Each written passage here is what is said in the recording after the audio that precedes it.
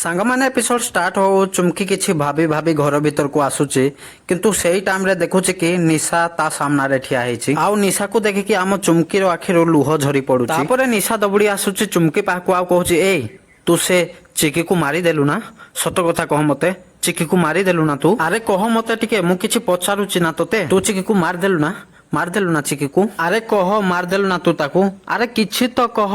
ତାପରେ ଆମ ଚୁମକି ରାଗିକି ନିଶା ବେକଟାକୁ ଧରି ପକଉଛି ଆଉ ରାଗରେ କହୁଛି ମୁଁ ତତେ ହିଁ ମାରିଦେବି ଚିଙ୍ଗମ ଚୁବାକେ। ତାପରେ ନିଶା ଥାଇକିନା କହୁଛି ଆରେ ତୁ କଣ ପାଗଳ ହେଇଯାଇଛୁ। ତାପରେ ଆମ ଚୁମକି କହୁଛି ପାଗଳ ଥିଲି କିନ୍ତୁ ଏବେ ପୁରାପୁରି ଭଲ ହେଇଗଲି ତତେ ନା ଦିନେ ଜୀବନରୁ ମାରିକି ଚୋବେଇକି ଫୋପାଡ଼ି ଦେବି ଏକଦମ ଚିଙ୍ଗମ ପରି। କଣ ଭାବିଲୁ ତୁ ତୁ ତୋ ଭଳିଆ ବନେଇଦବୁ ମତେ ମୁଁ ବଞ୍ଚିଥିବା ପର୍ଯ୍ୟନ୍ତ ଚିଙ୍କି ଆଉ ସାହାବଙ୍କ ପାଖ ବି ମାଡି ପାରିବେନି କେହି। ଏଇଆ କହିକି ଚୁମକି ନିଶାକୁ ପଛକୁ ଧକ୍କା ଦେଇଦେଲା। ତାପରେ ନିଶା କହୁଛି ତାମାନେ ତୁ ଏପର୍ଯ୍ୟନ୍ତ ସେ ଚିକିକୁ ମାରିନୁ। ଆଉ ସାଙ୍ଗମାନେ ଆପଣ ମାନେ ଯଦି ଏଇଭଳିଆ ଭିଡିଓ ଦେଖିବା ପାଇଁ ଚାହୁଁଛନ୍ତି ତାହେଲେ ଫଟାଫଟ ଚ୍ୟାନେଲକୁ ସବସ୍କ୍ରାଇବ କରିଦିଅନ୍ତୁ। ଏଇଭଳିଆ ଭିଡିଓ ଏଇ ଚ୍ୟାନେଲରେ ଦେଖିବାକୁ ମିଳିବ।